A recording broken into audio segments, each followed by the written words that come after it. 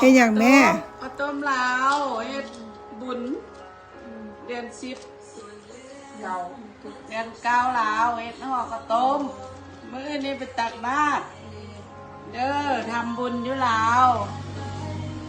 ดีอาหารเพิ่นทำบุญในนี้มาเด้อห่อข้าวต้มไปตักบาตรมื้ออื่นเด้อพี่น้องอันนี้แม่นหลานสาวกับแม่ตู้เนาะกับน้องสาวก็พากันห่อข้าวต้มแล้วก็ห่อขนมแนบได้พี่น้องอันนี้ก็คือว่าทุกปีบ่ได้ขาดเด้อครอบครัวก็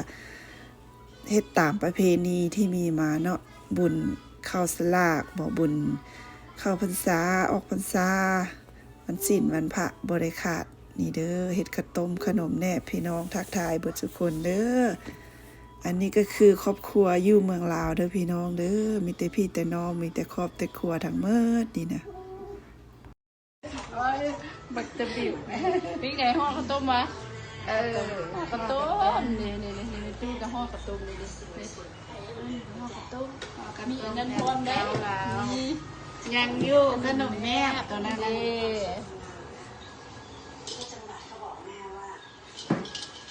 อันนี้หน่อไม้เด้ออันนี้หน่อไม้หามาชุดๆหน่อไม้แกงหน่อไม้แล้วก็หม้อข้าวต้มหม้อข้าวต้มหม้อข้าวต้มหม้อข้าวต้มข้าวต้มหม้อข้าวต้มหมูหม้อข้าวต้มหมูขนมแม่หม้อใหญ่เลยมื้อวานนี้เนาะหลังจาก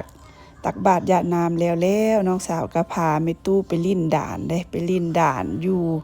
นางมนาตาลพุ่นล่ะพี่น้องอันนี้อยู่เมืองไซธานีเฮานี่เนาะใกล้ๆนี่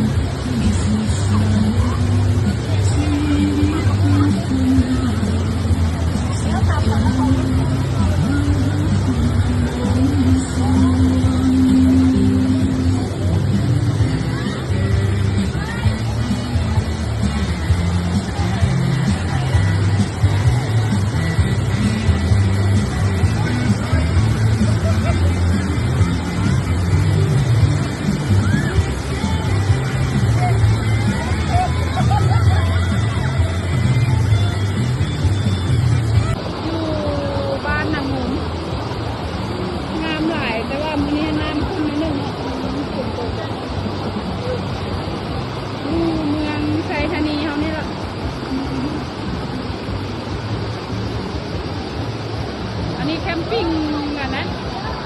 นี่แคมปิ้งกันนะคนเขากำลังมาฮอดยังทันได้จังนะอาหารในมื้อนี้ก็แบบง่ายๆเนาะก็สิมีปิ้งซีนแล้วก็ข้าวต้มตำบักหุ่ง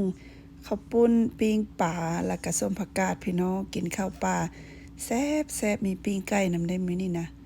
มีตู้ก็กินได้หลายเนาะเพราะว่าโดนๆจังได้ไม่กินข้าวปลาฟังเสียงน้ำตกเสียงนกเสียงหนูฮ้องเนาะพี่น้องเนาะอันนี้ก็คือตำบักหุ่งก็คือว่าแซ่บๆได้มื้อนี้หั่นน่ะ